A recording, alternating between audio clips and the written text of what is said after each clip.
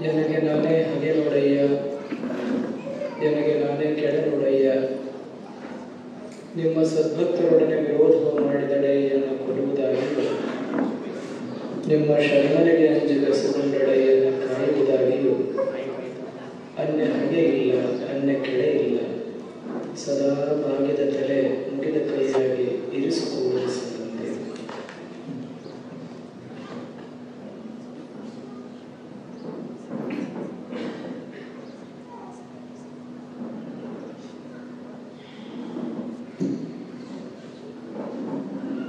ಸತ್ಯಕಾಮರಿಗೆ, ವೇದಿಕೆಯ ಮೇಲೆ ಆಸೀನರಾಗಿರುವಂತಹ ಹಿರಿಯರಿಗೆ, ತಮ್ಮನ್ನೆಲ್ಲ ಉದ್ದೇಶಿಸಿ ಮಾತನಾಡಿದಂತಹ ಸಹೋದರ ಸಹೋದರಿಯರಿಗೆ, ಶಿವಸ್ವರೂಪಿಗಳೇ ತಮ್ಮೆಲ್ಲರಿಗೆ ಶರಣಾರ್ಥಿಗಳು. ಗಣೇಶ ದರ್ಶನ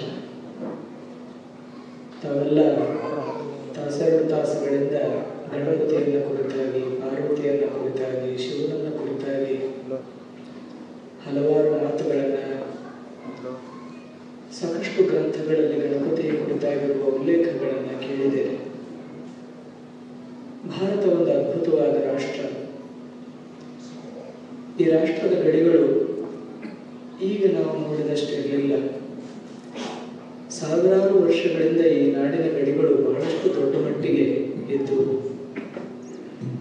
ಇಲ್ಲಿ ಸರಿ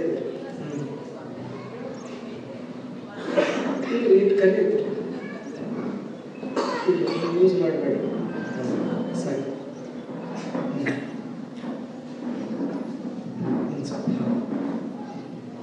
ಭಾರತ ದೇಶದ ಗಡಿಗಳನ್ನು ಮೊದಲು ವ್ಯಾಪಿಸಿದಂತಹ ಸಂಸ್ಕೃತಿಯ ಮಾನದಂಡದಲ್ಲಿ ಅಳೆಯೋದಾದರೆ ಸರಿಸುಮಾರು ಈಗಿರುವಂತಹ 40-45 ರಾಷ್ಟ್ರಗಳಲ್ಲಿ ವ್ಯಾಪಿಸಿದಂತಹ ಸಂಸ್ಕೃತಿ ಅಂತ ಗುರುತಿಸ್ತಾರೆ. ಅದನ್ನು ಗುರುತಿಸಲಿಕ್ಕೆ ಅತ್ಯಂತ ಪ್ರಮುಖವಾಗಿ ಸಿಕ್ಕಿರುವಂತಹ ಆಧಾರ ಅಂದ್ರೆ ಗಣಪತಿಯ ಆರಾಧನೆ.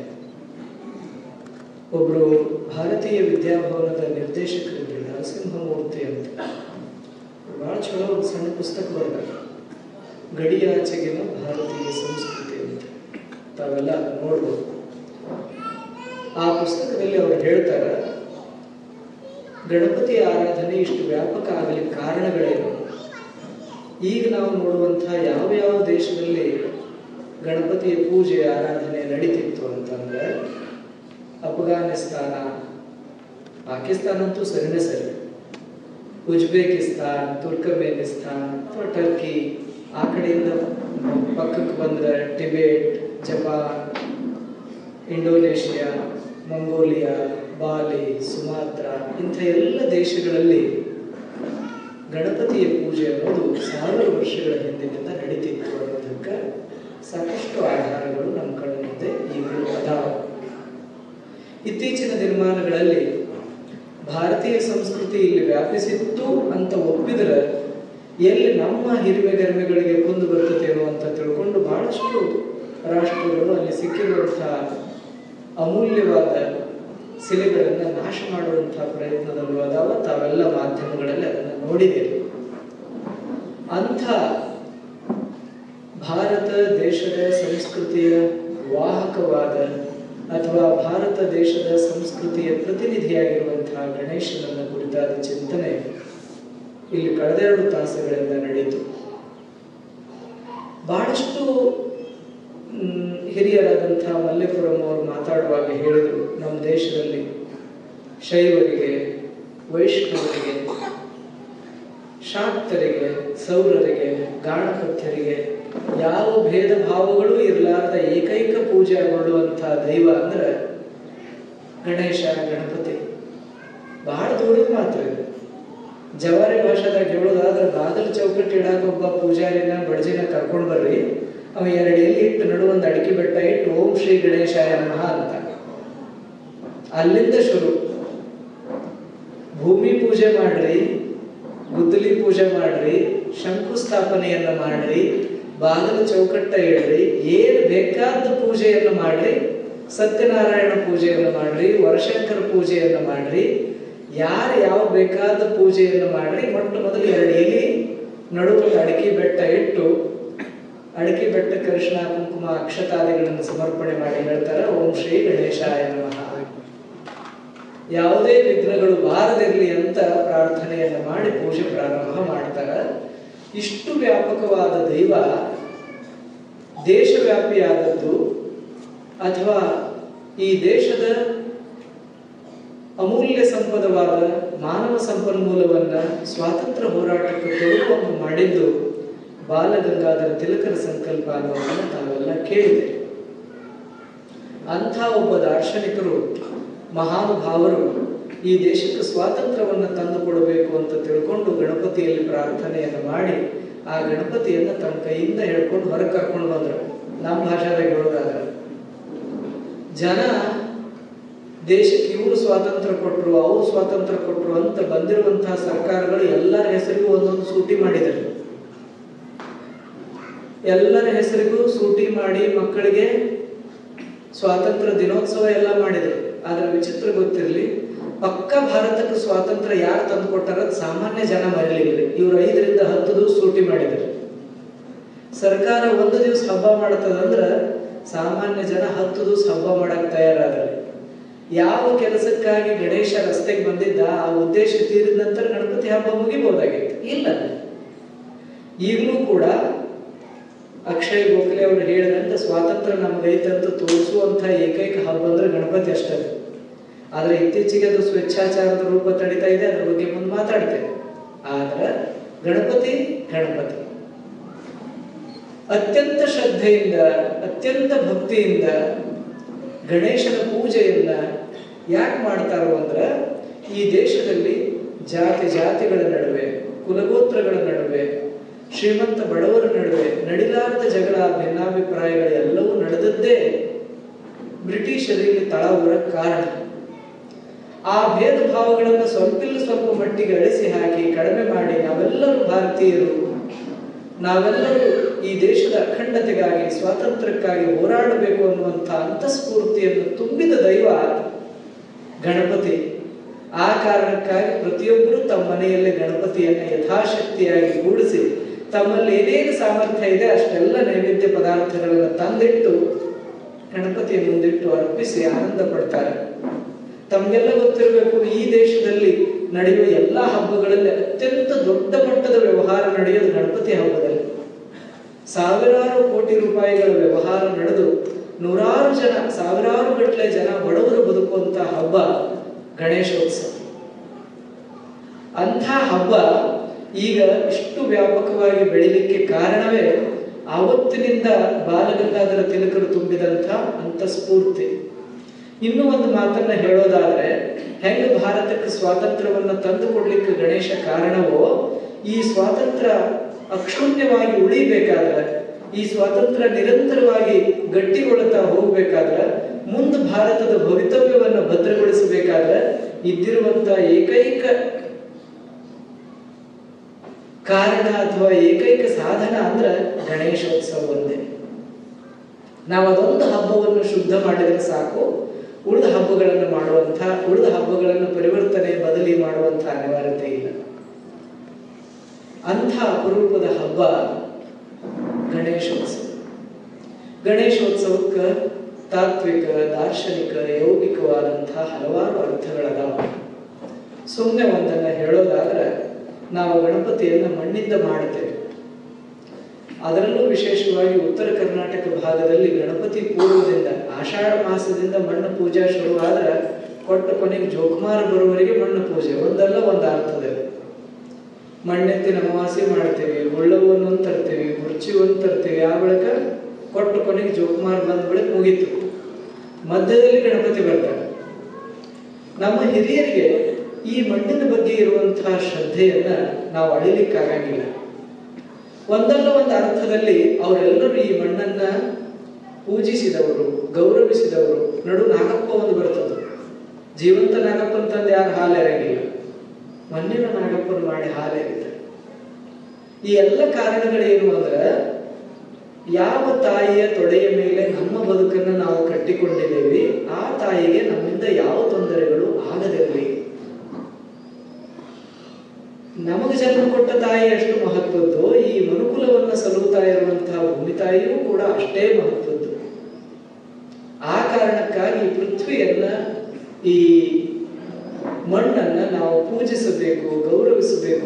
ಎನ್ನುವಂತಹ ಪವಿತ್ರ ಭಾವದಿಂದ ಇಂಥ ಎಲ್ಲ ಹಬ್ಬಗಳು ಬಂದಿವೆ.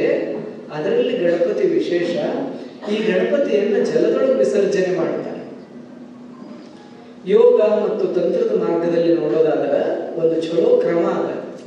ನೀವು ಯಾರೇ ಯೋಗಶಾಸ್ತ್ರವನ್ನು ಓದ್ಲಿಕ್ಕೆ ಶುರು ಮಾಡ್ರಿ, ಅಲ್ಲಿ ಒಂದು ಲಯ ಅಂತ ಬರ್ತದೆ. ಪೃಥ್ವಿಯನ್ನ ಅಪ್ಪುವಿನಲ್ಲಿ, ಅಪ್ಪುವನ್ನ ಅಗ್ನಿಯಲ್ಲಿ, ಅಗ್ನಿಯನ್ನ ವಾಯುವಿನಲ್ಲಿ, ವಾಯುವನ್ನ ಆಗಸದಲ್ಲಿ, ಒಂದರಿಂದ ಒಂದೊಂದು ಭೂತಗಳನ್ನು ಲಯಗೊಳಿಸ್ತಾ ಆಗಸವನ್ನು ಆತ್ಮನಲ್ಲಿ ಲಯಗೊಳಿಸುವಂತಹ ಒಂದು ಪರಿಕ್ರಮ ಅದ. ಆ ಪರಿಕ್ರಮದ ಪ್ರಥಮ ಸಂಕಲ್ಪ ಅಥವಾ ಪ್ರಥಮ ಸಂದೇಶ ನಡೆಯೋದಿಲ್ಲ. ಯಾಕಂದ್ರೆ ಮೂಲಾಧಾರವೇ ತಾಯಿಯವರು ಮಾತಾಡುವಾಗ ಹೇಳ್ತಾ ಇದ್ರು, ಅವರು ಅದನ್ನು ಒಂದೇ ಶಬ್ದ ಪದ ಪ್ರಯೋಗ ತಪ್ಪು ಮಾಡಿದ್ರು. ಅವರು ಅದನ್ನು ಪ್ರಕೃತಿ ಅಂದ್ರು. ಪ್ರಕೃತಿ ಅಲ್ಲ, ಅದು ಪೃಥ್ವಿ. ಪೃಥ್ವಿಯನ್ನು ಅಪ್ಪುವಿಗೆ ಸಮರ್ಪಿಸಬೇಕು, ಅಪ್ಪುವನ್ನ ಅಗ್ನಿಗೆ ಸಮರ್ಪಿಸಬೇಕು ಅಂತಾನೆ ಯೋಗ ತಂತ್ರ ಮಾರ್ಗ ಪ್ರಾರಂಭ ಆಗೋದು. ಹಂಗ ದೈವಗಳಲ್ಲಿ ಪ್ರಥಮ ದೈವ, ಭೂತಗಳಲ್ಲಿ ಪ್ರಥಮ ಭೂತ, ಇದೊಂದು ಆರೋಹಣ ಕ್ರಮವನ್ನ ಸಂಕೇತಿಸುವಂತಹ ಪೂಜೆ ಹಬ್ಬ ಆಗಿ ಇತ್ತು. ಆ ಬಳಿಕ ಅದು ಸಾರ್ವಜನಿಕ ರೂಪಗೊಳ್ಳಗೊಂಡು ಈಗ ನಿಮ್ಮೆಲ್ಲರಲ್ಲಿ ಗಣೇಶೋತ್ಸವವಾಗಿ ಪ್ರಸಿದ್ಧ. ಇದರ ಜೊತೆಗೆ ಇನ್ನೊಂದಿಷ್ಟು ಅಂಶಗಳನ್ನು ನೋಡೋದಾದ್ರೆ, ನಮ್ಮ ಪರಿಚಯದಲ್ಲಿ ಹೇಳಿದ್ರಲ್ಲ, ಅವರು ಗದಗ ಜಿಲ್ಲೆ ಅಂತ ಹೇಳಿದ್ರು, ಅಲ್ಲ ಅದು ಬೆಳಗಾವಿ ಜಿಲ್ಲೆಯಲ್ಲಿ. ಕಳೆದ ಕೆಲವಾರು ವರ್ಷಗಳ ಹಿಂದೆ ಒಂದು ಸರ್ಕಾರದ ಕಾರ್ಯಕ್ರಮ ಇತ್ತು, ನೀವೆಲ್ಲ ನೋಡಿರ್ಬೇಕು. ಆ ಕಡೆ ನಿಮ್ಮ ಕರಾವಳಿ ಭಾಗದವರು ಕರ್ನಾಟಕ ಸರ್ಕಾರದ ಮದ್ಯಪಾನ ಸಂಯಮನ ಮಂಡಳಿಯ ಅಧ್ಯಕ್ಷರಿದ್ದರು, ಸಚ್ಚಿದಾನಂದ ಹೆಗಡೆ ಅಂತ ಹೇಳಿ. ಈಗ ನಿಮಗೆಲ್ಲ ಗೊತ್ತಿರಲಿ, ಈಗ ಅಂಥದ್ದೊಂದು ಸಂಸ್ಥೆ ಆಯ್ತು ಸಹಿತ ಯಾರಿಗೂ ಗೊತ್ತಿಲ್ಲ. ನಿನ್ನೆ ಪತ್ರಿಕೆಯೊಳಗೆ ಬಂದಿತ್ತು, ಸರ್ಕಾರವೇ ಮದ್ಯಪಾನದ ಅಂಗಡಿಗಳಿಗೆ ಎಲ್ಲರಿಗೂ ಗೊತ್ತದು. ಚಲೋ ಸುದ್ದಿ ನೋಡ್ರಿ, ಬೇಗ ಹೋಗ್ತದೆ. ನೀವು ಇಷ್ಟು ಪ್ರಮಾಣದಲ್ಲಿ ಮಾರಾಟ ಮಾಡಿ ನಮ್ಗೆ ಇಷ್ಟು ಆದಾಯವನ್ನು ಕೊಡಬೇಕು ಅಂತ. ಆವಾಗ ಒಂದು ಸಂಸ್ಥೆ ಮದ್ಯಪಾನ ಸಂಯಮನ ಮಂಡಳಿ ಬಹಳ ಪರಿಣಾಮಕಾರಿಯಾಗಿ ಕೆಲಸವನ್ನು ಮಾಡ್ತಾ ಇತ್ತು. ಅವರು ಸಚ್ಚಿದಾನಂದ ಹೆಗಡೆ ಅವರು ಧರ್ಮಾತೀತವಾಗಿ ಎಲ್ಲ ಧಾರ್ಮಿಕ ನಾಯಕರನ್ನ ಪ್ರತಿ ಜಿಲ್ಲಾ ಕೇಂದ್ರದಲ್ಲಿ ಸೇರಿಸಿ ಧಾರ್ಮಿಕವಾಗಿ ಜನರಲ್ಲಿ ಮದ್ಯಪಾನದ ಸಂಖ್ಯೆ ಕಡಿಮೆ ಮಾಡಬೇಕು ಅಂತ ಹೇಳ್ಕೊಂಡು ಒಂದು ಪ್ರಯತ್ನ ಮಾಡಿದ್ರು. ಆ ಪ್ರಯತ್ನದೊಳಗೆ ಅವ್ರು ಏನ್ ಮಾಡ್ತಿದ್ರು ಅಂದ್ರೆ, ಯಾವಾಗ ಸಾರ್ವಜನಿಕವಾಗಿ ಮದ್ಯಪಾನಿಗಳ ಸಂಖ್ಯೆ ಹೆಚ್ಚಕ್ಕತ್ತಿ ಅಂತ ತಿಳ್ಕೊಂಡು ಒಂದು ವರದಿಯನ್ನ ಓದ್ತಿದ್ರು. ನಾನು ಆ ಕಾರ್ಯಕ್ರಮದ 2 ಸಭೆಗಳಿಗೆ ಹಾಜರಾಗಿದ್ದೆ, ಒಂದು ಮೈಸೂರು, ಒಂದು ಬೆಳಗಾವಿ. 2 ಕಡೆಯಲ್ಲಿ ಅವರು ಸಮಾನವಾಗಿ ಒಂದು ವರದಿಯನ್ನು ಓದ್ತಿದ್ರು. ಆ ವರದಿ ಏನ್ ಹೇಳ್ತಿತ್ತು ಅಂದ್ರೆ, 10, 15, 16, 17 ವಯಸ್ಸಿಗೆ ಹುಡುಗರು ಮೊದಲನೇ ಸಾರಿ ಟೇಸ್ಟ್ ನೋಡಕ್ ಶುರು ಮಾಡ್ತಾರೆ ಅಂತ. ಅದು 25-30% ಹುಡುಗರು ಈ ಗ್ರಾಮ ಪಂಚಾಯತಿ, ಪಟ್ಟಣ ಪಂಚಾಯತಿ ಚುನಾವಣೆ ಬರ್ತಾವಲ್ಲ, ಅವಾಗ ಹೇರಳವಾಗಿ ನದಿ ರೂಪದಲ್ಲಿ ಹರಿವು ಶುರುವಾಗುತ್ತೆ. ಆದ್ರೆ ವಿಚಿತ್ರ ಕಳವಳಕಾರಿ ಅಂಶ ಏನು ಅಂದ್ರೆ, ಅವ್ರ ವರದಿಯ ಪ್ರಕಾರ ಮೊದಲನೇ ಕಾರಣ ಚುನಾವಣೆ ಆದ್ರೆ 2ನೇ ಕಾರಣ ಭಾರತೀಯ ಹಬ್ಬಗಳಾಗಿತ್ತು. ವಿಶೇಷವಾಗಿ ಗಣೇಶೋತ್ಸವ, ದೀಪಾವಳಿ ಇಂಥ ಹಬ್ಬಗಳು ಬಂದ್ರೆ ಹುಡುಗರು ಹುಂಬುತನಕ್ಕೆ ಬಿದ್ದು ಮೊದಲನೇ ಸಾರಿ ಈ ಚಟವನ್ನು ಕಲಿತಾರಂತ ಅವ್ರ ವರದಿಯನ್ನು ಓದಿದ್ರು. ಓದಿದ ಬಳಿಕ ನಮ್ಮೊಬ್ಬ ಸನ್ಯಾಸ ಮಿತ್ರರು ಎದ್ದಂತ ಹೇಳಿದ್ರು, ಇಂಥ ಹಬ್ಬದಿಂದ ಇಷ್ಟು ಜನ ಹುಡುಗರು ತಯಾರಾಗ್ತಾರಂದ್ರೆ ಆ ಹಬ್ಬವನ್ನ ಕರ್ನಾಟಕ ಸರ್ಕಾರದಲ್ಲಿ ನಿಷೇಧ ಮಾಡಬೇಕು ಅಂತ. ನಿಮ್ಗೆ ಗೊತ್ತೈತೆ, ನಮ್ಮ ಹಬ್ಬದಾಗ ಹುಡುಕಾಡೋ ಮಂದಿ ಬಹಳ ಅದ.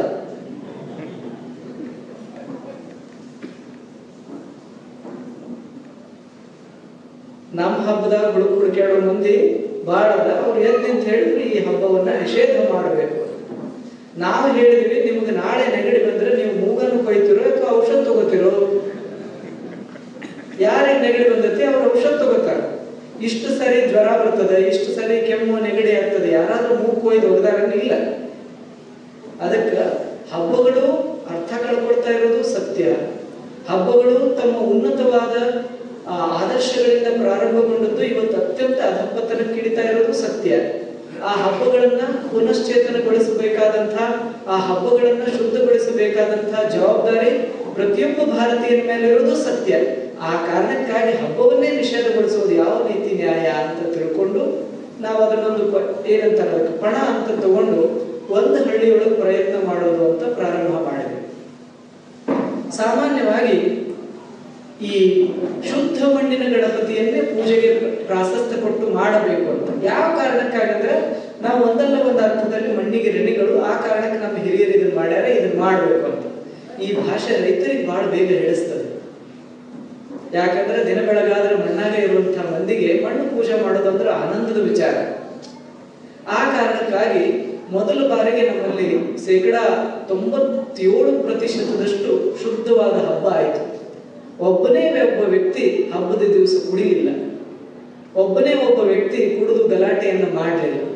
ಅದಕ್ಕೆ ನಾವು ನಮ್ಮದೇ ಆದ ಕೆಲವೊಂದಿಷ್ಟು ಮಾನದಂಡಗಳನ್ನು ರೂಪಿಸಿದ್ದೇವೆ. ಅದು ಕಳೆದ 10-12 ವರ್ಷ, 2012ನೇ ಇಸ್ವಿ ಅಂದ್ರೆ ಈಗ ಒಂದು 13 ವರ್ಷಗಳ ಅವಧಿಯವರೆಗೆ ನಿರಂತರವಾಗಿ ನಡ್ಕೊಂಡು ಬರ್ತಾ ಇದೆ. ಆ ಮಾನದಂಡಗಳನ್ನು ತಾವು ಒಂದಿಷ್ಟು ರೂಢಿ ಮಾಡ್ರಿ, ತಮ್ಮ ಸುತ್ತಮುತ್ತ ಹಳ್ಳಿಗಳಲ್ಲಿ ಪ್ರಚಾರ ಮಾಡ್ರಿ, ಒಳ್ಳೇದಾಗ್ತದೆ. ಏನಂದ್ರೆ ಗಣೇಶನನ್ನ ತರುವಾಗ ಮುಹೂರ್ತದ ಪದ್ಧತಿಯ ಪ್ರಕಾರ ತರಬೇಕು, ಪ್ರಾತಃ ಕಾಲದಲ್ಲೇ ತರಬೇಕು. ಇವ್ರು ತರ್ಲಿಕ್ಕೆ ಹೋಗೋದ ಮಧ್ಯಾಹ್ನ 3:30 ಆದ್ರೆ ವಾಪಸ್ ತರುವಾಗ ರಾತ್ರಿ 10:30-11, ಸಾಯಂಕಾಲ 6 ನಂತರ ಗಣಪತಿ ಏನ್ ತರ್ತಿರ್ತಾರ ಅವ್ರ ಅವತಾರ ಕೇಳಬಾರ್ದು. ಗಣಪತಿಗೆ ಮತ್ತು ಅವತಾರಕ್ಕೆ ಸಂಬಂಧನೇ ಇರಂಗಿಲ್ಲ. ಇದನ್ನ ಮಾತಾಡ್ಬೋದಲ್ಲ.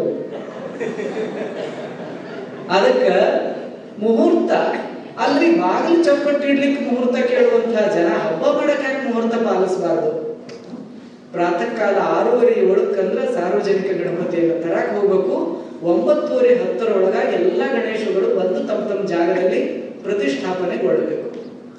ಅಲಂಕಾರಕ್ಕಾಗಿ ಬಳಸುವಂತಹ ವಸ್ತುಗಳು ನಮ್ಮ ಸುತ್ತಮುತ್ತ ರೈತರು ಬೆಳೆದಿರುವಂತಹ ವಸ್ತುಗಳೇ ಇರಬೇಕೇ ವಿನಃ. ನಿಮ್ಗೆ ಆಶ್ಚರ್ಯ ಅನಿಸಬಹುದು, ಈ ಕಾರ್ಯಕ್ರಮಕ್ಕೆ ಬರೋ ಪೂರ್ವದಲ್ಲಿ ನಾವು ಹುಬ್ಬಳ್ಳಿ ಧಾರವಾಡದಾಗ ಒಂದು ಕಾರ್ಯಕ್ರಮ ಮುಗಿಸಿ ಬರುವಾಗ ನೋಡಿದೀವಿ, ರಾಶಿಗಟ್ಟಲೆ ಪ್ಲಾಸ್ಟಿಕ್ಕಿನ ತೋರಣಗಳು, ಪ್ಲಾಸ್ಟಿಕ್ಕಿನ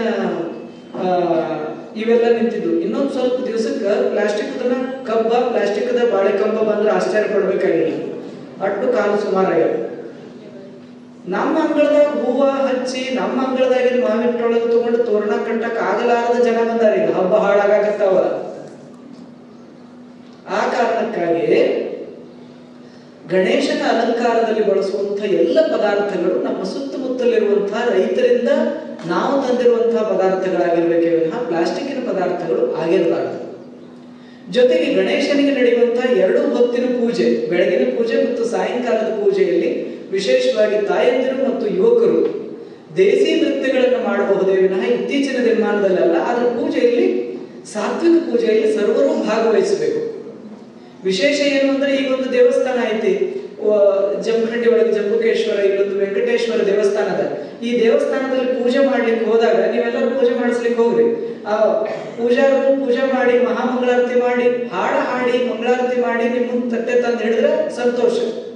ಇನ್ನೇನ್ ಪೂಜೆ ಮುಗಿತದ, ಮಂಗಳಾರತಿ ಮಾಡಿ ಹುಡುಕ ಇವ್ರು ಹೇಳ್ತಾ ಇದ್ರಲ್ಲ ಹಂಗ ಹಾಡು ಹಚ್ಚಿ ಪೂಜಾರಿ ಕುಣಿಲಿಕ್ಕೆ ಶುರು ಮಾಡಿದ್ರೆ ಗತಿ ಏನು? ಗರ್ಭಗುಡಿಯೊಳಗೆ ಪೂಜೆ ಮಾಡಿದ್ರೆ ಕುಣಿದ್ರ ತಪ್ಪು. ಆದ್ರೆ ಸಾರ್ವಜನಿಕವಾಗಿ ದೇವರಿಗೆ ನಾವೇ ಅಪಮಾನ ಮಾಡಿದ್ರೆ ಉಳಿಸೋರು ಯಾರು? ಅರ್ನಾಲ್ಡ್ ಟೈನಬಿ ಅವರು ಚಲೋ ಮಾತು ಹೇಳ, ಯಾವಾಗ ಜನರಿಗೆ ತಮ್ಮ ಸಂಸ್ಕೃತಿಯ ಬಗ್ಗೆ ಅನಾದರ ಹುಟ್ಟುತ್ತದೆ, ಸ್ವತಃ ಅವರೇ ನಿಂತು ತಮ್ಮ ಸಂಸ್ಕೃತಿಯನ್ನ ನಾಶ ಮಾಡಕ್ಕೆ ನಿಲ್ತಾರ, ಆವಾಗ ಆ ಸಂಸ್ಕೃತಿಯನ್ನು ಉಳಿಸ್ಲಿಕ್ಕೆ ಯಾರಿಂದಲೂ ಸಾಧ್ಯ ಇಲ್ಲ. ದೇವರು ಮೇಲಿಂದ ಮೇಲೆ ಹೇಳ್ತಿದ್ರು, ಎಲ್ಲಿಯವರೆಗೆ ನಾವು ನಮ್ಮ ಅಸ್ಮಿತೆಯೊಂದಿಗೆ ನಮ್ಮ ಸಂಸ್ಕೃತಿಯೊಂದಿಗೆ ಬದುಕ್ತೀವಿ ಅಂತ ಬಯಸ್ತೇವೆ, ಅಲ್ಲಿ ತನಕ ನಮ್ಮನ್ನು ನಾಶ ಮಾಡಕ್ಕೆ ಯಾರಿಗೂ ಸಾಧ್ಯ ಇಲ್ಲ. ಯಾವಾಗ ನಾವು ನಮ್ಮ ಸಂಸ್ಕೃತಿಯನ್ನ ಮರೆತು ನಾವೇ ನಿಂತು ನಮ್ಮ ಸಂಸ್ಕೃತಿಯನ್ನ ನಾಶ ಮಾಡಕ್ಕೆ ನಿಲ್ತೇವೆ, ಅವಾಗ ನಮ್ಮನ್ನು ಉಳಿಸ್ಲಿಕ್ಕೆ ಯಾರಿಂದಲೂ ಸಾಧ್ಯ ಇಲ್ಲ. ಅರ್ನಾಲ್ಡ್ ಟೈನಬಿ ಆ ಪುಣ್ಯಾತ್ಮರು ಭಾರತೀಯರ ಕುರಿತಾಗಿ ಹಿಂಗೆ ಹೇಳ್ತಾರ. ಆದ್ರೆ ಭಾರತೀಯರೆಲ್ಲರೂ ಕೂಡ ಹಾಳು ಮಾಡ್ಕೊಳ್ಳೋದು. ಸಚ್ಚಿದಾನಂದ ಹೆಗಡೆ ಅವರು ವರದಿಯ ಪ್ರಕಾರ 2ನೇ ತಿರ್ಬೋದು, ಆದ್ರೆ 12 ವರ್ಷ ಆಗೈತಿ. ಈಗ ಅದು ಎಲೆಕ್ಷನ್ ಲಿಸ್ಟ್ ಮುಗಿಸಿ ಮೊದಲನೇ ಸಾರಿ ಬಂದು ಕೂತಂಗ ಕಾಣಿಸ್ತದ. ನಾ ಏನ್ ಹೇಳ್ತೇನೆ ತಿಳಿತಿಲ್ಲ ನಿಮಗೆ? ಹುಡುಗರು ನಿಜಗುಣರದೊಂದು ಪ್ರಾರ್ಥನಾ ಅದ, ಕಡು ಯೌವನದೊಳು ವಿಕೃತಿ ದೂರ ದಿಗುದನು ಅಂತ. ಹೌದಾ? ನಾವು ಸಾಮಾನ್ಯ ಭಾಷಾದಾಗ ಹೇಳುದಾದ್ರೆ ಹದಿ ಅಂತಂದು ಬರ್ತದೆ. 13, 14, 15, 16, 17, 18 ಇಲ್ಲಿಯವರೆಗೆ ಸರಿಯಾಗಿ ಕುದುರೆಗೆ ಹೆಂಗ ಆ ಕಡೆ ಈ ಕಡೆ ಕಣ್ಣಿಗೆ ಪಟ್ಟಿ ಕಟ್ಟಿ ಬಿಡ್ತಾರ, ಹಂಗ ಈ ಹದಿ ಅವಧಿಯನ್ನ ಸರಿಯಾದ ಕ್ರಮದಲ್ಲಿ ತಾಯಿ ತಂದೆಗಳು ತಮ್ಮ ಮಕ್ಕಳ ಹದಿ ಅವಧಿಯನ್ನ ಕಾಲ ಮುಂದೆ 90 ವರ್ಷದವರೆಗೆ ಅವ್ರ ಜೀವನ ಚಲೋ ಇರ್ತದೆ. ಅಕಸ್ಮಾತ್ ಹದಿಯೊಳಗೆ ಹಾದಿ ತಪ್ಪಿ ಕಚ್ಚಾ ಹಾದಿ ಹಿಡಿತು ಹೊಳ್ಳೆ ಟ್ರ್ಯಾಕಿಗೆ ತರೋದು ಬಹಳ ಕಷ್ಟ ಆಗುತ್ತೆ. ಮತ್ತೆ ಇಂಥ ಹಬ್ಬದಾಗ ಹದಿ ದಾರಿ ತಪ್ತತೆ ಅಂತ ಗೊತ್ತಿದ್ರೆ ಹಬ್ಬಗಳನ್ನು ಶುದ್ಧಗೊಳಿಸುವಂತಹ ಸಂಕಲ್ಪವನ್ನು ಸಮಾಜ ಯಾಕೆ ಮಾಡಬಾರದು? ಅದಕ್ಕಾಗಿ ಪ್ರತಿಯೊಬ್ಬರ ಜವಾಬ್ದಾರಿಯೂ ಕೂಡ ಇದೆ. ಈಗ ನಾವು ಎಚ್ಚರ ಆಗಬೇಕು. ಭಾರತವಾಗಿ ಉಳಿಬೇಕಾದ್ರೆ ಹಬ್ಬಗಳು ಶುದ್ಧ ಆಗಬೇಕು, ಹಬ್ಬಗಳು ಗಟ್ಟಿ ಆಗಬೇಕು. ಯಾವ ಉದ್ದೇಶಕ್ಕಾಗಿ ಹಬ್ಬದ ಆಚರಣೆಗಳದಾವ ಅದೇ ಉದ್ದೇಶಕ್ಕಾಗಿ ಅಷ್ಟೇ ಹಬ್ಬಗಳ ಆಚರಣೆ ಇರಬೇಕು. ಗಣೇಶೋತ್ಸವದ ಬಗ್ಗೆನೇ ಹೇಳೋದಾದ್ರೆ, ಗಣೇಶೋತ್ಸವ ನಮ್ಮ ಯುವಕರಲ್ಲಿ ರಾಷ್ಟ್ರ ಪ್ರೇಮವನ್ನು ತರಲಿಕ್ಕಾಗಿ ಬರಬೇಕೇ ವಿನಃ ನಮ್ಮ ಯುವಕರ ಜೀವನವನ್ನು ಹಾಳು ಮಾಡುವುದಕ್ಕಾಗಿ ಬರಬಾರದು. ಗಣೇಶೋತ್ಸವ ನಮ್ಮ ಯುವಕರಲ್ಲಿರುವಂತಹ ಜಾತಿ ಮನೋಭಾವನೆ ಸುಡಲಿಕ್ಕಾಗಿ ಬರಬೇಕೇ ವಿನಃ ನಮ್ಮ ಯುವಕರಿಗೆ ಕೆಡಬಾರದ ಕೆಟ್ಟ ಚಟಗಳನ್ನು ಕಲಿಸ್ಲಿಕ್ಕಾಗಿ ಬರಬಾರದು. ಗಣೇಶೋತ್ಸವ ನಮ್ಮ ಯುವಕರಿಗೆ ಕೂಡಿ ಉಣ್ಣೋದನ್ನು ಕಲಿಸ್ಲಿಕ್ಕೆ ಬರಬೇಕೇ ವಿನಃ ನಮ್ಮ ಗಣೇಶೋತ್ಸವ ನಮ್ಮ ಯುವಕರು ಪರಸ್ಪರ ಹೊಡೆದಾಡಿ ಪೊಲೀಸ್ ಸ್ಟೇಷನ್ ಹೋಗುವಂತ ಹಂತಕ್ಕೆ ಬರಬಾರದು. ಗಣೇಶೋತ್ಸವ ನಮ್ಮ ಮನೆತನಗಳಲ್ಲಿ ಸಮೃದ್ಧಿಯನ್ನು ತರಲಿಕ್ಕೆ ಬರಬೇಕೇ ವಿನಃ ಮಕ್ಕಳಿಬ್ರು ಜೈಲಿನಾಗ ತಾಯಿ ತಂದೆ ಇಬ್ರು ಕಣ್ಣೀರ ಕೈ ತೊಳೆಯುವಂತಹ ಕಾರಣಕ್ಕಾಗಿ ಹಬ್ಬಗಳು ಬರಬಾರದು.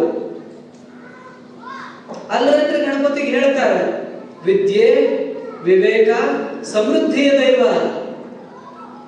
ನಾವು ಕಳೆದ 20 ವರ್ಷ ಅಪ್ಪಗಳ ಜೊತೆ ವಾಹನದಾಗ ತಿರುಗಾಡಿವಿ. ವಾಹನದಾಗ ಅವ್ರು ಮೊದಲು ಹತ್ತಿದ ಕೂಡಲೇ ಮುಂದೆ ನೋಡ್ತಿದ್ರು. ನಿಮ್ಗೆಲ್ಲ ಗೊತ್ತದೆ, ಈಗ 4 ವರ್ಷದಿಂದ ಎಲ್ಲಾ ಕಾರ್ನಾಗ ಒಂದು ಸಣ್ಣ ಗಣಪತಿ ಮೂರ್ತಿ ಇರ್ತಿತ್ತು. ಅದ್ ಹೆಂಗಂದ್ರೆ ಪಕ್ಕದಾಗ ಒಂದು ಲೋಡ್ ಇಟ್ಟು ಒಂದು ಕಾಲ ಅಡ್ಡಿಟ್ಟು ಹಿಂಗ್ ಕೂತಿರೋದು ಲೋಡಿಗೆ ಆಧಾರ ಆಗಿ. ಅವ್ರು ವಾಹನ ಹತ್ತಿದ ಕೂಡಲೇ ಹೇಳ್ತಿದ್ರು ಏನಂದ್ರೆ, ನೋಡ್ರಿ ಆರಾಮ್ ದೇವ್ರು ಕೂತಾನಂದ್ರೆ ನಮ್ಮನ್ನ ಆರಾಮಾಗಿ ಕರ್ಕೊಂಡು ಹೋಗಿ ಮುಟ್ಟಿಸ್ತಾನಂತೆ.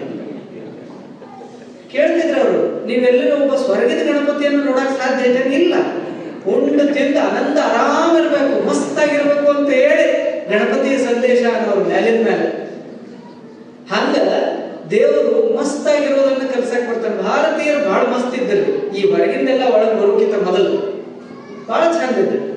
ಇತ್ತಿತ್ಲಾಗಿ ಎಲ್ಲಾ ಹೊರಗಿಂದ ಬಂದ ಮೂಲ ಎಲ್ಲಿತ್ತು ಅಂತ ಹುಡುಕಾಡೋದಕ್ಕೆ ಸ್ವಾದ್ರ ಸಿಗಲಾರ್ದಂಗ ಆಗ್ಬೇಕು. ಅದಕ್ಕ ಈ ಗಣೇಶೋತ್ಸವ ಶುದ್ಧವಾದ ರೂಪದಲ್ಲಿ ನಡೀಬೇಕು ಅನ್ನುವಂತಹ ಒಂದು ಸಂಕಲ್ಪದಿಂದ ನಾವು ಕಳೆದ 12-13 ವರ್ಷದಿಂದ ಕೆಲಸ ಮಾಡ್ತಾ ಇದ್ದೀವಿ. ಬಹಳಷ್ಟು ಕಡೆ ಇದರ ಪರಿಣಾಮವೂ ಆಗ್ತಾ ಇದೆ. ಸಾರ್ವಜನಿಕ ಗಣೇಶೋತ್ಸವನ್ನ ಮೆರವಣಿಗೆಯ ಮೂಲಕ ತರೋದಾದ್ರೆ ದೇಶಿ ವಾದ್ಯಗಳನ್ನು ಮಾತ್ರ ಬಳಸಬೇಕು. ಅವು ನಿಮ್ ಕಡೆ ಆದ್ರೆ ಕರಡಿ, ಸಂಬಾಳ, ಬಹಳ ಆದ್ರೆ ಡೊಳ್ಳು, ಈ ತರ ವಾದ್ಯಗಳನ್ನು ಬಳಸಿ ತರಬೇಕೇ ವಿನಃ ಅವ್ರು ಹೇಳಿದ್ರೆ ಏನಂತಾರ ಅದಕ್ಕ ನಾವು ಅನಬಾರದಂತ ಅಷ್ಟೇ. ಬೆಳಗಾವ್ಯಾಗ ಅದನ್ನ ತಗೊಂಡು ಹೋಗುವಾಗ ಮ್ಯಾಲ ಕರೆಂಟ್ ಹತ್ತಿ 5-6 ಜನ ಸತ್ರು. ಮೊನ್ನೆ ಆಂಧ್ರ ಪ್ರದೇಶದಾಗ ಸತ್ರು. ನಾವು ಅದನ್ನೇ ಪ್ರಶ್ನೆ ಕೇಳ್ತೀವಿ, ಹಬ್ಬಗಳು ಬದುಕಕ್ಕೆ ಬರ್ತಾವ ಏನು ಸಾಯಕ್ ಬರ್ತಾವ? ನಮ್ಮ ಹುಚ್ಚತನಕ್ಕ ನಾವ್ ಇದನ್ನ ಮಾಡಬಾರ್ದು. ನಮ್ದು ಅಟ್ಟಿ ಎತ್ತರ, ನಿಮ್ದು ಇಟ್ಟಿ ಎತ್ತರ, ನಮ್ದು ಅದಕ್ಕಿಂತ ಎತ್ತರ, ನಿಮ್ದು ಇದಕ್ಕಿಂತ ಎತ್ತರ. ಎಟ್ ಇದ್ರಿ ಏನ್ ಮಾಡೋದೈತಿ? ವರ್ಷ ಪೂರ್ತಿ ಇಟ್ಕೊಂಡು ಮಾಡಕ್ ಆಕತ್ತೇನು? ಸಾಧ್ಯನೇ ಇಲ್ಲ. ಅವ್ರು ಹೇಳ್ತಾರೆ, ಗಣಪತಿ ಕುರಿತಾಗಿ ಒಂದು ವಿನೋದದ 4ನೇ ದಿವಸ ಸಾಯಂಕಾಲ ನಾಳೆ ಗಣಪತಿ ವಿಸರ್ಜನೆ ಇದ್ದಾಗ ಸಾಯಂಕಾಲ ಬಂದು ಹೇಳಿದಂತ, ದೇವ್ರೆ ನನಗೆ ಬಹಳ ಅಂದ್ರೆ ಬಹಳ ಸಾಲದ, ಸಾಯುವಂಗ ಆಗಾಕತ್ತೈತಿ, ಹೆಂಗಾರೆ ಮಾಡಿ ನಾನು ಉಳಿಸುವಂತ ಗಣಪತಿ ಹೇಳಿದಂತ, ನಾಳೆ ಒಂದು ದಿವಸ ನಾನು ಉಳಿಸು ಮೊದಲು, ನಾನು ಉಳಿಸ್ತೇನೆ, ನಾಳೆ ನೀನ್ ನಾನು ಉಳಿಸು, ಆ ಬಳಿಕ ನಾನು ಉಳಿಸ್ತೇನೆ ಅಂತ. ವಿನೋದ ಇದು. ಗಣಪತಿ ಹಂಗೆ ಹೇಳಂಗಿಲ್ಲ, ಗಣಪತಿನ ಯಾರು ಹಂಗೆ ಹೇಳಂಗಿಲ್ಲ, ಅದು ಬೇರೆ ವಿಚಾರ. ಆದ್ರ 5-5 ದಿವಸಕ್ಕೆ 10 ದಿವಸಕ್ಕೆ ಮಾಡುವ ಹಬ್ಬ ಅದ್ಭುತವಾದ ಸಂಘಟನೆಯನ್ನು ಮಾಡಿ ಹೋಗಬೇಕೇ ವಿನಃ ವಿನಾಶಕ್ಕೆ ಕಾರಣ ಆಗಬಾರದು. ಬಸವಣ್ಣವ್ರದ್ದು ಚಲೋ ಮಾತದ, ಅದನ್ನು ಹೇಳಿ ನಾನು ಮಾತು ಮುಗಿಸ್ತೇನೆ. ಬೆಳೆವ ಭೂಮಿಯಲ್ಲಿ ಒಂದು ಪ್ರಳಯದ ಕಸ ಹುಟ್ಟಿ ತಿಳಿಯಲೀಯದು ಎಚ್ಚರ ಅಲಿಯದು, ಎನ್ನ ಅವಗುಣವೆಂಬ ಕಸವ ಕಿತ್ತು ಸಲಹಯ್ಯ ಲಿಂಗ ತಂದೆ, ಸುಳಿ ತೆಗೆದು ಬೆಳೆವೆನು ಕೂಡಲ ಸಂಗಮ ದೇವ ಅಂತ. ಈ ನದಿ ಅಂತ ಅವಧಿ ಐತಲ್ಲ, ಈ ಟೈಮ್ನ್ಯಾಗ ಕಸ ಬೆಳಿತಿರ್ತದೆ. ಇಡೀ ಜೀವನ ಬೆಳೆಯುವ ಭೂಮಿ, ನೀವು ಏನೇನ್ ಚಲೋ ಬೀಜ ಬಿತ್ಕೋತೀರಿ, ಏನೇನ್ ಬೆಳ್ಕೋತೀರಿ, ಅದನ್ನ ಜೀವನ ಪರ್ಯಂತ ಉಣಬಹುದು. ಆದ್ರೆ ಈ ಅವಧಿಯೊಳಗೆ ಒಂದು ಸರಿ ನೀವು ಕಸ ಬೆಳಕ್ ಅವಕಾಶ ಕೊಟ್ರಿ, ಪ್ರಳಯದ ಕಸ ಅಂತ ಹೇಳ್ಯಾರ ಅವರು. ಚಲೋ ಬಸವಣ್ಣನವರು ಪದ ಪ್ರಯೋಗ ಎಷ್ಟು ಶಕ್ತಿಶಾಲಿ ನೋಡ್ರಿ. ಬೆಳೆವ ಭೂಮಿಯಲ್ಲಿ ಒಂದು ಪ್ರಳಯದ ಕಸ. ಯಾಕೆ ಅದಕ್ಕೆ ಪ್ರಳಯದ ಕಸ ಅಂದ್ರ, ನೀವು ನೋಡ್ರಿ ಒಬ್ಬ ಮನುಷ್ಯ ಒಮ್ಮೆ ಇಂಥ ಒಂದು ಚಟಕ್ ಬಿದ್ದಂದ್ರೆ ಅವನ ಪ್ರಳಯ ಶುರುವೇ. ಪ್ರಳಯ ಅಂದ್ರೆ ಒಮ್ಮಿಂದೊಮ್ಮೆ ಭೂಮಿ ಅಡಗಾಡಿ ಎಲ್ಲರೂ ಡೊಬ್ಬಗೆ ಮರಿ ಆಗೋದಲ್ಲ. ಇಂಥದೊಂದು ಚಟ ಕಲಿತು ಸರ್ವನಾಶ ಆಗೋದು ಪ್ರಳಯವೇ. ಬೆಳೆಯುವ ಭೂಮಿಯಲ್ಲಿ ಒಂದು ಪ್ರಳಯದ ಕಸ ಹುಟ್ಟಿ ತಿಳಿಯಲೀಯದು ಎಚ್ಚರಲೀಯದು. ನೀವು ಮರುದಿವ್ಸ ಹೋಗಿ ಹೇಳ್ರಿ, ತಮ್ಮ ಇದು ತಪ್ಪು, ಇದನ್ನ ಮಾಡಬೇಡ ಅಂತ. ನನಗೂ ಗೊತ್ತೈತಂತ, ನಾವು ಅದ್ರ ಮ್ಯಾಲ ಬರೆದಿರ್ತಾರೆ, ದಿನ ಓದ್ತೀನಿ ಅಂತ. ತಿಳಿಯಲೀಯದು ಎಚ್ಚರಲೀಯದು ಗೊತ್ತಾಕತಿ, ತಡೆಯಕ್ಕಾಗಂಗಿಲ್ಲ. ಎನ್ನ ಅವಗುಣವೆಂಬ ಕಸವ ಕಿತ್ತು ಸಲಹಯ್ಯ ಲಿಂಗ ತಂದೆ ಸುಳಿದೆಗೆದು ಬೆಳೆವೆನು. ನನ್ನಲ್ಲಿಂಥ ಅವಗುಣಗಳು ಬಂದಿದ್ರೆ ಅವುಗಳನ್ನ ಕಿತ್ತು ತೆಗಿ ಅಂತ ಅವರು ಸಂಗಮನಾಥನಲ್ಲಿ ಪ್ರಾರ್ಥನೆಯನ್ನು ಮಾಡ್ತಾರ. ಎಲ್ಲ ತಾಯಿ ತಂದೆಯರ ಜವಾಬ್ದಾರಿ ಅನ್ನೋದ್ರ ಹದಿಯಿಂದ ಹದಿಯವರೆಗೆ ರಕ್ಷಣೆ, ಹದಿಯಿಂದ ಹದಿಯವರೆಗೆ ಸಂರಕ್ಷಣೆ, ಅವ್ರ ಮಾಧ್ಯಮಗಳಿಂದ ಸಂರಕ್ಷಣೆ. ಅರ್ಥ ಆಗಕತ್ತೈತಿಲ್ರಿ?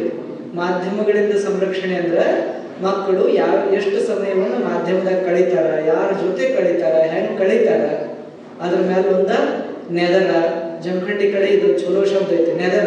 ಒಂದು ನೆದರ್ ಇಡಬೇಕು ಅಂತ, ಹೌದಿಲ್ರಿ? ನೆದರ್ ಇತ್ತು ಅಂದ್ರ ಹೊಲ ಹಾಳಾಗಂಗಿಲ್ಲ. 18 ಮುಗೀತು ಅಂದ್ರೆ 20, 19, 20 ಉಲ್ಟಾ ಜವಾಬ್ದಾರಿ ಶುರು ಆಕತಿ. ಆದ್ರೆ ಇದೇ ಅವಧಿ ಬಹಳ ಹಾಳಾಗೋದು. ಇಂಥ ಅವಧಿಯೊಳಗ ಗಣೇಶೋತ್ಸವದ ಕಾರಣಕ್ಕಾಗಿ ನಮ್ಮ ಅಮೂಲ್ಯವಾದ ಯುವ ಸಂಪದ ಹಾಳಾಗಬಾರ್ದಾಗಿತ್ತು ಅನ್ನುವಂತಹ ಪವಿತ್ರ ಸಂಕಲ್ಪವನ್ನು ಮಾಡಬೇಕು. ಜೊತೆಗೆ ಈ ಗಣೇಶ ದರ್ಶನದ ಕುರಿತಾಗಿ ಇನ್ನೊಂದು 4 ಮಾತುಗಳನ್ನು ಹೇಳೋದಾದ್ರೆ, ಪ್ರತಿಯೊಬ್ಬರು ಯೋಗಿಗಳಾಗಬೇಕು. ನಾವು ಮಣ್ಣನ್ನ ಪೂಜೆ ಮಾಡಬೇಕು, ನೀರನ್ನ ಪೂಜೆ ಮಾಡಬೇಕು, ಅಗ್ನಿಯನ್ನ ಪೂಜೆ ಮಾಡಬೇಕು, ವಾಯುವನ್ನ ಪೂಜೆ ಮಾಡಬೇಕು, ಆಕಾಶವನ್ನು ಪೂಜೆ ಮಾಡಬೇಕು. ಪೂಜೆ ಮಾಡಬೇಕು ಅಂದ್ರೆ ಗಂಟಿ ಧೂಪಾರ್ತಿ ಇವಲ್ಲ, ಗೌರವಿಸಬೇಕು, ಸತ್ಕರಿಸಬೇಕು. ಪೂಜೆ ಮಾಡಬೇಕು ಅಂದ್ರೆ ಅವುಗಳ ಕುರಿತಾಗಿ ನಮಗಿರುವಂತಹ ಪವಿತ್ರ ಭಾವವನ್ನು ಕಡಿಮೆ ಮಾಡಿಕೊಳ್ಳಾರ್ದಂಗಿರ್ಬೇಕು. ಅಂದ್ರೆ ಈ ಪಂಚಭೂತಗಳಿಂದ ಆವೃತವಾದ ಈ ಪೃಥ್ವಿ ಸಂಪದ ಉಳಿತದೆ. ಆ ಕಾರಣಕ್ಕಾಗಿ ಗಣಪತಿಯನ್ನ ಕೇಂದ್ರವಾಗಿಟ್ಟುಕೊಂಡು ಇಂಥದೊಂದು ಹಬ್ಬವನ್ನು ನಮ್ಮ ಹಿರಿಯರು ಮಾಡಿದ್ದಾರೆ ಅಂತ ನಾವೆಲ್ಲ ಭಾವಿಸೋಣ. ಜೊತೆಗೆ ಆಂಜನೇಯ ಮತ್ತು ಗಣಪತಿ ಇವರಿಬ್ಬರು ಭಾರತ ದೇಶವನ್ನ ಕಾಯುವ ಮತ್ತು ಕಾಯುತ್ತಿರುವ ದೈವಗಳು. ನಾವು ಮೊದಲೇ ಹೇಳಿದ್ವಲ್ಲ, ಹಬ್ಬದಾಗ ಹುಡುಕುವ ಜನ, ಹಂಗ ಹಬ್ಬದಾಗ ಹುಳಿ ಹಿಂಡುವ ಜನನೂ ಇರ್ತಾರೆ. ಅದರ ಜೊತೆಗೆ ಜನರು ಇರ್ತಾರೆ. ಅವರಿಂದ ಹಬ್ಬಗಳಿಂದ ರಕ್ಷಣೆ ಮಾಡಬೇಕಾದ್ರೆ ಜಾತಿ ಅನ್ನುವಂಥದ್ದೊಂದು ಹುಳಿ, ಆ ಹುಳಿ ಮುಟ್ಟಲಾರ್ದಂತ ಹಬ್ಬಗಳನ್ನು ಮಾಡಬೇಕಾದ್ರೆ ಅತಿ ಹೆಚ್ಚಿನ ಯುವ ಸಂಪದ ಆಂಜನೇಯನ ಆರಾಧನೆ ಮಾಡಬೇಕು, ಗಣಪತಿಯನ್ನ ಆರಾಧಿಸಬೇಕು. ಈ 2 ದೈವಗಳು ಮಾತ್ರ ಭಾರತ ದೇಶವನ್ನ ಕಾಯುವಂತಹ ಸಾಮರ್ಥ್ಯವನ್ನು ನೀಡುತ್ತವೆ. ಗಣಪತಿಗೆ ಜಾತಿ ಮತ ಪಂಥ ಭೇದಗಳು ಇಲ್ಲ, ಆಂಜನೇಯನಿಗೂ ಜಾತಿ ಮತ ಪಂಥ ಭೇದಗಳು ಇಲ್ಲ. ಆ ಕಾರಣಕ್ಕಾಗಿ ಭಾರತ ದೇಶವೆಲ್ಲ ಅತ್ಯಂತ ವೈಭವದಿಂದ ಆಚರಿಸುವಂತಹ ಒಂದು ದೊಡ್ಡ ಹಬ್ಬ ನಮ್ಮ ಕಣ್ಣುಯಿಂದ ಹಾಳಾಗಬಾರದು, ಅದರ ವೈಭವ ಅದೇ ರೀತಿಯಾಗಿ ಮುಂದುವರಿಯಬೇಕು. ಮತ್ತೆ ಇನ್ನೊಂದು ಗೊತ್ತಿರಲಿ, ಹಾಳಾಗ್ತಾ ಇರುವಂತ ನಮ್ಮ ಕಣ್ಣಿಗೆ ಏನ್ ಕಾಣಿಸ್ತದ ಅದ್ರ 2 ಪಟ್ಟು ವೈಭವವೂ ನಡೀತಾ ಇದೆ. ಒಳ್ಳೇದು ಅದರಷ್ಟೇ ನಡೀತಾ ಇದೆ. ಎಷ್ಟೋ ಕಡೆ ನಾ ಹಿಂಗೆ ಹೇಳ್ತೇನಂತ ಅನ್ಯಥಾ ಭಾವಿಸಬಾರ್ದು ಅಂತ ಈ ಮಾತು ಹೇಳ್ತೇನೆ. ಎಷ್ಟೋ ಕಡೆ ಹುಡುಗರು ಸ್ವತಃ ಕೈಲಿಂದ ಹಣ ಹಾಕಿ 4-6 ಜನರಿಂದ ಸಂಗ್ರಹ ಮಾಡಿ 5-6 ಸಾವಿರ ಗಟ್ಟಲೆ ಜನರಿಗೆ ದಾಸೋಹ ಪ್ರಸಾದ ಮಾಡ್ತಾರೆ. ತಮ್ಮ ಮನೆಯಾಗ ತಾವು ತಾಟ್ ತೊಳೆಯಂಗಿಲ್ಲ, ಆದ್ರೆ ಉಂಡು ಹೋದವ್ರು ಭಾಂಡಿ ಸಾಮಾನ ತಾಟೆಲ್ಲ ಹುಡುಗರು ನಿಂತು ತೊಳಿತಿರ್ತಾರೆ. ಮತ್ತೆ ಇಟ್ಟು ಒಳ್ಳೆತನ ಹುಡುಗರ ಹೃದಯದಾಗ ಐತಂದ್ರೆ ಅದಕ್ಕೆ ಇನ್ನೊಂದಿಷ್ಟು ಬೆಳೆಸಕ್ಕೆ ನಮ್ದೇನು ಆದದ್ದದ. ಅದಕ್ಕಾಗಿ ಎಲ್ಲೇ 4 ಜನ ಹುಡುಗರಿಗಿಂತ ಹಣ ಕೇಳ್ತಾ ಇದ್ರ ನಿಮ್ ಕೈಲಿ ಅವ್ರ ಕೊಡ್ರಿ, ಈಗಲೇ ಬೇಡ್ರಿ. ಅವರು ಇಂದಲ್ಲ ನಾಳೆ 4 ಜನರಿಗೆ ಅನ್ನ ಹಾಕೋರಿರ್ತಾರೆ. ಜೊತೆಗೆ ಇತ್ತೀಚಿನ ದಿನಮಾನಗಳಲ್ಲಿ ಬಹಳ ಒಳ್ಳೆ ಬೆಳವಣಿಗೆಗಳು ನಡೆದದ್ದಂದ್ರೆ ಗಣೇಶೋತ್ಸವದ ಕಾರಣವಾಗಿ ರಕ್ತದಾನ ಶಿಬಿರಗಳು ನಡೀತಾ ಇದ್ದಾವೆ. ಗಣೇಶೋತ್ಸವದ ಕಾರಣವಾಗಿ ನೇತ್ರದಾನ ಶಿಬಿರಗಳು ನಡೀತಾ ಇದ್ದಾವೆ. ಗಣೇಶೋತ್ಸವದ ಕಾರಣವಾಗಿ ಪರಿಸರ ಜಾಗೃತಿಯ ಕಾರ್ಯಕ್ರಮಗಳು ನಡೀತಾ ಇದ್ದಾವೆ. ಗಣೇಶೋತ್ಸವದ ಕಾರಣವಾಗಿ ತಾಯಂದರಿಗೆ ಉಡಿ ತುಂಬುವ ಕಾರ್ಯಕ್ರಮಗಳು ನಡೀತಾ ಇರ್ತವೆ. ಒಟ್ಟಾರೆ ಒಂದಲ್ಲ ಒಂದು ಅರ್ಥದಲ್ಲಿ ಹಬ್ಬಗಳು ಅರ್ಥಪೂರ್ಣವಾಗಿ ಸಾಗಬೇಕು ಅನ್ನುವಂತಹ ಆಶಯದೊಂದಿಗೆ ನಾನು ಮಾತನ್ನು ಮುಗಿಸ್ತೇನೆ. ವೇದಿಕೆಯ ಮೇಲೆ ಬಹಳಷ್ಟು ಜನ ಹಿರಿಯರು, ಮಲ್ಲೇಪುರಂ ವೆಂಕಟೇಶ್ ಅವರು ಈ ನಾಡು ಕಂಡಿರುವಂತಹ ಅಪರೂಪದ ವಿದ್ವಾಂಸರು. ಅವರ ಅಧ್ಯಯನ ಎಷ್ಟು ವಿಸ್ತಾರ ಅಂದರೆ ನಾವ್ಯಾರೂ ಅದನ್ನು ಅಳವಿಗೆ ತಗೊಳ್ಳಿಕ್ಕಾಗಂಗಿಲ್ಲ. ಅಷ್ಟು ವಿಸ್ತಾರವಾದ ಅಧ್ಯಯನದ ಹಿರಿಯರು ಇವತ್ತು ನಮ್ಮ ಮಧ್ಯೆ ಇದ್ದಾರೆ. ಅವರು ನಿಮಗೆಲ್ಲ ನೋಡಿರ್ಬೇಕು, ಈ ಕಡೆ ಎಲ್ಲ ಅತಿ ಹೆಚ್ಚು ದೇವಿ ಪುರಾಣ ಪಾರಾಯಣ ನಡೀತದೆ. ಪ್ರತಿ ಮನೆಯಲ್ಲೂ ದೇವಿ ಪಾರಾಯಣ ನಡೆಯೋದು ಈ ಬಾಗಲಕೋಟೆ, ವಿಜಯಪುರ. ಸಿದ್ಧಾರೂಢರು, ಶಿವಾನಂದರು ಮಾಡಿದ ದೊಡ್ಡ ಕ್ರಾಂತಿ ಏನಂದ್ರೆ ಎಲ್ಲರ ಕೈಯಾಗ ಒಂದು ದೇವಿ ಪುರಾಣ ಕೊಟ್ಟರು. ಆದ್ರೆ ಆ ದೇವಿ ಪುರಾಣದಾಗ ಒಂದು ಮಾತು ಬರ್ತದೆ, ಜ್ಞಾನ ಮಾರ್ಗವ ತಿಳಿಬೇನೆಂದರೆ ಜ್ಞಾನ ಸಿಂಧುವ ಐತಿಲ್ರಿ. ನಿಮ್ಗೆ ಗೊತ್ತಿರಲಿ, ಜ್ಞಾನ ಸಿಂಧು ಎಲ್ಲರೂ ಅದನ್ನು ಗದ್ಯ ರೂಪದಾಗ ಆಹ್ವಾನ ಮಾಡಿದ ಪ್ರತಿಗಳು ಅಷ್ಟೇ ಸಿಕ್ತಿದ್ದು. ಆದ್ರೆ ಹಿರಿಯರಾದಂತಹ ಮಲ್ಲೇಪುರಂ ವೆಂಕಟೇಶ್ ಅವರು ತಮ್ಮ ಅಪಾರವಾದ ವಿದ್ವತ್ತಿನಿಂದ ಅದನ್ನು ಅತ್ಯಂತ ಶುದ್ಧ ರೂಪದಲ್ಲಿ ಸಂಪಾದನೆಯನ್ನು ಮಾಡಿ ಕನ್ನಡ ನಾಡಿಗೆ ಸಮರ್ಪಿಸಿದಂತಹ ದೊಡ್ಡ ಮಹಾನುಭಾವರು. ಈಗ ಜ್ಞಾನ ಸಿಂಧು ಹೆಂಗೆ ಮೂಲ ಪದ್ಯಗಳದಾವಲ್ಲ, ಅದೇ ಪದ್ಯಗಳ ಕೃತಿಯನ್ನ ಅವರು ಸಂಪಾದನೆ ಮಾಡಿ ನಾಡಿಗೆ ಸಮರ್ಪಿಸಿದ್ದಾರೆ. ಅದೊಂದೇ ಅಲ್ಲ, ಅವರು ಹಲವಾರು ಮಹಾತ್ಮರನ್ನು ಕುರಿತಾಗಿ ಬಹಳ ದೊಡ್ಡದಾದ ಸಾಹಿತ್ಯಿಕ ಕೆಲಸವನ್ನು ಮಾಡ್ಯಾರ. ನಾವೆಲ್ಲ ಹೆಮ್ಮೆ ಪಡಬೇಕಾದಂತಹ ಕೆಲಸ ಅಂದ್ರೆ ಮಹಾಲಿಂಗರಂಗನ ಅನುಭವಾಮೃತದ ಕುರಿತಾಗಿ ಅವ್ರಿಗಿರುವಂತಹ ಅಧ್ಯಯನ ಬಹಳ ವಿಸ್ತಾರವಾದದ್ದು. ನಾವು ಅವರ ನಿರಂತರ ಓದುಗ. ಅವರು ಎಷ್ಟು ಲೇಖನಗಳನ್ನು ಬರೀತಾರೆ, ಎಷ್ಟು ಪುಸ್ತಕಗಳನ್ನು ಬರೀತಾರೆ, ಅದನ್ನೆಲ್ಲವನ್ನೂ ನಾನು ನೋಡ್ತಾ ಇರ್ತೇನೆ. ಅಂಥ ಒಬ್ಬ ಅಪರೂಪದ ವ್ಯಕ್ತಿಗಳು ನಮ್ಮ ಮಧ್ಯೆ ಇದ್ದಾರೆ. ಜೊತೆಗೆ ಇಬ್ಬರು ಅಪರೂಪದ ಸಹೋದರ ಸಹೋದರಿಯರು ನಮ್ಮ ನಡುವೆ ಇದ್ದಾರೆ. ಬಹಳ ವಿಶೇಷ ಜೋಡಿ ಅವರದು. ಒಬ್ರು ಬಹಳ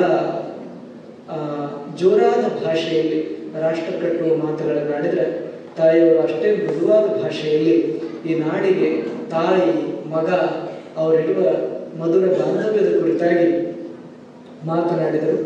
ಮೂವರು ಜನ ಹಿರಿಯರ ಮಾತಿನಿಂದ ಈ ಸಭೆಗೆ ಸಾಕಷ್ಟು ಅರ್ಥ ಬಂದಿದೆ ಅನ್ನುವಂತಹ ಆಶಯವನ್ನು ವ್ಯಕ್ತ ಮಾಡಿ, ಇನ್ನೊಂದು ವಿಶೇಷ ಏನು ಅಂದರೆ, ನೀವುಗಳೆಲ್ಲ ಸಾಮಾನ್ಯವಾಗಿ ಕಾರ್ಯಕ್ರಮಗಳು ಇತ್ತೀಚೆಗೆ ಬಹಳಷ್ಟು ಅರ್ಥವನ್ನು ಕಳ್ಕೊತಾ ಇದ್ದಾರೆ. ಆದರೆ ಅಮ್ಮವರು ನಾನು ಇಲ್ಲಿ ಬರಬೇಕು ಅಂತ ಕೇಳಿದಾಗ ನಾನು ಒಪ್ಪಿಕೊಂಡದ್ದು ಯಾಕಂದ್ರೆ ನಿಮ್ಮನ್ನು ಇನ್ನೊಂದು ಸರಿ ನೋಡ್ಲಿಕ್ಕೆ ಅವಕಾಶ ಸಿಗ್ತದೆ ಅನ್ನುವಂಥ ಕಾರಣ. ಜಮಖಂಡಿ ಮೊದಲನೇದಿಂದಲೂ ಕೂಡ ಸಂಸ್ಕೃತಿ, ಸಂಸ್ಕಾರ, ಜ್ಞಾನ ಪರಂಪರೆಗೆ ಹೆಸರುವಾಸಿಯಾದಂತಹ ನಗರ. ಪೂಜ್ಯರಾದಂತಹ ವೇದಾಂತ ಕೇಸರಿ ಮಲ್ಲಿಕಾರ್ಜುನ ಮಹಾಶಿವಯೋಗಿಗಳು, ಪೂಜ್ಯರಾದಂತಹ ಸಿದ್ದೇಶ್ವರಪ್ಪಗಳು 40-50 ವರ್ಷಗಳ ಕಾಲ ನಿರಂತರವಾಗಿ ಸಂಪರ್ಕ ಇಟ್ಕೊಂಡಿರುವಂತಹ ನಗರ. ಅದರ ಪರಿಸರದಲ್ಲಿ ಇಂತಿಂಥ ಜ್ಞಾನಿಗಳು, ಸತ್ಯಕಾಮರಂಥ ಪರಮ ಜ್ಞಾನಿಗಳು ಬದುಕಿದಂಥ ನಗರ, ಹಳ್ಳಿಗಳು ಇವೆಲ್ಲ ಇರೋದ್ರಿಂದ ಇಲ್ಲಿ ಗೊತ್ತಿದ್ದೋ ಗೊತ್ತಿಲ್ಲಾರ್ದ ಒಂದು ಅಪರೂಪದ ಜ್ಞಾನ ಪಿಪಾಸೆಯ ಸೌರಭ ಪ್ರತಿಯೊಬ್ಬರ ಮನಸ್ಸಿನಲ್ಲೂ ಕಾಣ್ತಾ ಇರೋದ್ರಿಂದ ಕ್ಲಾಸ್ ಆಡಿಯನ್ಸ್ ಅಂತ ಇಂಗ್ಲಿಷ್ನಾಗ ಅಂತ, ಕನ್ನಡದಾಗ ಏನಂತಾರ್ರಿ? ಅಪರೂಪದ ಶ್ರೋತೃಗಳು ಅನ್ನಬಹುದು. ಅಂಥ ಅಪರೂಪದ ಶ್ರೋತೃಗಳನ್ನು ನೋಡುವಂತಹ ಅವಕಾಶ ಸಿಗಲಿ ಅನ್ನುವಂತಹ ಆಶಯದಿಂದ ಸುಮ್ಮನೆಗೆ ನಾನು ಇವತ್ತು ಬಂದಿದ್ದೇನೆ. ಸತ್ಯಕಾಮ ಪ್ರತಿಷ್ಠಾನ ಕನ್ನಡ ನಾಡಿನಲ್ಲಿ ಅರ್ಥಪೂರ್ಣವಾದ ಕರ್ತವ್ಯ ಕರ್ಮಗಳನ್ನು ಮಾಡೋದರಲ್ಲಿ ಹೆಸರುವಾಸಿ. ಯಾಕಂದ್ರೆ ಆ ಕಾಲದಿಂದ ನಂತರದಲ್ಲಿ ಯಾರೂ ಆ ಹೆಸರನ್ನು ಇಟ್ಕೊಳ್ಳುವಂತಹ ಸಾಹಸ ಮಾಡಿರಲಿಲ್ಲ. ಯಾಕ್ರಿ? ಸತ್ಯಕಾಮ ಅಂತ ಹೆಸರಿಟ್ಟುಕೊಳ್ಳೋದು ಅಶಕ್ತರಿಗೆ ಸಾಧ್ಯವಿಲ್ಲ. ಸಾಕಷ್ಟು ಶಕ್ತಿಶಾಲಿಗಳ ಮಾತ್ರ ಸತ್ಯಕಾಮ ಅಂತ ಕರೆಸ್ಕೊಳ್ಳಿಕ್ಕೆ ಸಮರ್ಥರು. ಅಂಥ ಒಂದು ಸಾಮರ್ಥ್ಯದ ನೆಲೆ ಬೀಡು ಈ ಸುಮ್ಮನೆ ಆಗಿರೋದ್ರಿಂದ ಸುಮ್ಮನೆಯ ಪರಿಸರದಲ್ಲಿ ಕಳೆದಿರುವಂತಹ ಪ್ರತಿಯೊಂದು ಕ್ಷಣವೂ ಕೂಡ ಅಮೂಲ್ಯ ಅಂತ ತಾವೆಲ್ಲ ಭಾವಿಸಬೇಕು ಅನ್ನುವಂತಹ ಆಶಯದೊಂದಿಗೆ ಪರಮ ಪೂಜ್ಯರಾದ ಸಿದ್ದೇಶ್ವರಪ್ಪಗಳವರ ಆಶೀರ್ವಾದದಿಂದ ನಾನು ಆ ಮಾತುಗಳನ್ನು ತಮ್ಮೆಲ್ಲರೊಂದಿಗೆ ಹಂಚಿಕೊಂಡಿದ್ದೇನೆ. ಗಣಪತಿಯನ್ನು ಕುರಿತಾದ ಕಾಳಜಿಯ ಕುರಿತು ಹೊರತು ಅನ್ಯಥಾ ಅಲ್ಲ. ಹಬ್ಬಗಳು ಶುದ್ಧವಾಗಬೇಕು ಅನ್ನುವಂತಹ ಆಶಯದೊಂದಿಗೆ ಒಂದೆರಡು ಬಿರುಸು ಮಾತುಗಳ ನಡುವೆ ಬಂದಿರಬಹುದು, ತಾವೆಲ್ಲ ಮನ್ನಿಸಲಿ. ಜೊತೆಗೆ ಇಂಥ ಎಲ್ಲ ಹಿರಿಯರ ಮಧ್ಯದಲ್ಲಿ ಇವತ್ತು ಕೂಡಲಿಕ್ಕೆ ನಾನು ಬಹಳಷ್ಟು ಸಂತೋಷವನ್ನು ಪಟ್ಟಿದ್ದೇನೆ. ಇದಾದ ಬಳಿಕ ಒಂದು ಅಪರೂಪದ ಚಲನಚಿತ್ರ ಪ್ರದರ್ಶನ ಇದೆ ಅಂತ ಹೇಳಿದರು ಆ ಹಿರಿಯರು. ನಾವು ದಿವಸನ ಅವರನ್ನು ಪರದೆಯಲ್ಲಿ ಮಾತ್ರ ನೋಡ್ತಿದ್ದೀವಿ, ಇವತ್ತು ಕಣ್ಣು ಮುಂದೆ ನೋಡ್ತಾ ಇದ್ದೀವಿ. ತಾವೆಲ್ಲ ಆ ಚಿತ್ರವನ್ನು ನೋಡ್ರಿ ಅನ್ನುವಂತಹ ಆಶಯದೊಂದಿಗೆ ಸರ್ವರಿಗೂ ಶರಣು ಶರಣಾರ್ಥಿಗಳು. ಒಂದು ಮಾತು ಉಳಿದಿತ್ತು. 2012ರಾಗ ನಾವೇ ಸಾತ್ವಿಕ ಗಣೇಶೋತ್ಸವ ಪ್ರಾರಂಭ ಮಾಡಿದಾಗ ಗುರುಗಳು ಮಾಲ್ಗಾಂವ್ದಾಗಿದ್ರು, ಮಹಾರಾಷ್ಟ್ರದ ಮಾಲ್ಗಾಂವ್ದಲ್ಲಿ. ವಿಚಿತ್ರ ಏನಾಯಿತು ಅಂದರೆ ಮರುದಿವಸ ಎಲ್ಲ ಪತ್ರಿಕೆಗಳಲ್ಲಿ ವರದಿ ಬಂತು. ಅವಾಗ ಕಾಗವಾಡದಿಂದ ಕನ್ನಡ ಪತ್ರಿಕೆಗಳನ್ನು ಮಾಲ್ಗಾಂವ್ಗೆ ತರಿಸ್ಕೊಡೋದು. ಅವು 10:30 ಹೋಗಿ ತಲುಪ್ತಿದ್ವು. ವಿಚಿತ್ರ ಏನಾಯಿತು ಅಂದರೆ ನಾವು ಗಣೇಶೋತ್ಸವ ಪ್ರಾರಂಭ ಮಾಡಿ ಅವ್ರ ದರ್ಶನಕ್ಕೆ ಹೋಗ್ಬೇಕು ಅಂತ ತಿಳ್ಕೊಂಡು ಒಂದು 2-3 ಗಾಡಿ ಜನ ಗುರುಗಳ ದರ್ಶನಕ್ಕೆ ಹೋದೆವು. ನಾವು ಹೋಗೋದಕ್ಕೆ ಗುರುಗಳ ಟೇಬಲ್ ಮೇಲೆ ಎಲ್ಲ ಪತ್ರಿಕೆಗಳು ಇದ್ದವು. ವಿಚಿತ್ರ, ನನಗೇನು ಸಂತೋಷ ಅಂದ್ರೆ ಆ ಸಾತ್ವಿಕ ಗಣೇಶೋತ್ಸವದ ಕುರಿತಾಗಿ ಎಷ್ಟು ಪತ್ರಿಕೆಯ ವರದಿಗಳು ಬಂದಿದ್ದು ಎಲ್ಲ ಪತ್ರಿಕೆಗಳ ಮೇಲೂ ಗುರುಗಳು ಮಾರ್ಕ್ ಮಾಡಿಟ್ಟಿದ್ರು. ನಾವು ಹೋಗಿ ಸಾಷ್ಟಾಂಗ ನಮಸ್ಕಾರ ಮಾಡಿದ ಕೂಡಲೇ ಎಲ್ಲ ಪತ್ರಿಕೆಗಳನ್ನು ನಾನು ಮುಂದಿಟ್ಟು ಬಹಳ ದೊಡ್ಡ ಕೆಲಸ ಮಾಡಿದೆ ನೋಡಿ ನೀವು ಇವತ್ತು ಅಂತ ಆಶೀರ್ವಾದ ಮಾಡಿದೆ. 2012 ಇಂಥದ್ದೊಂದು ಪ್ರಯೋಗ ನಡಿಬೇಕಾಗಿತ್ತು ನಾಡಿನಾಗ. ಅದು ನಿನ್ನಿಂದ ಶುರು ಆಗ್ತದೆ ಅಂತ ನಂಗೆ ಅನಿಸಿರ್ಲಿಲ್ಲ ಅಂತಂದ್ರು. ಅವರ ಆಶೀರ್ವಾದದಿಂದ ಅದು ಸಾಗ್ತಾ ಇದೆ. ಶರಣಾರ್ಥಿ.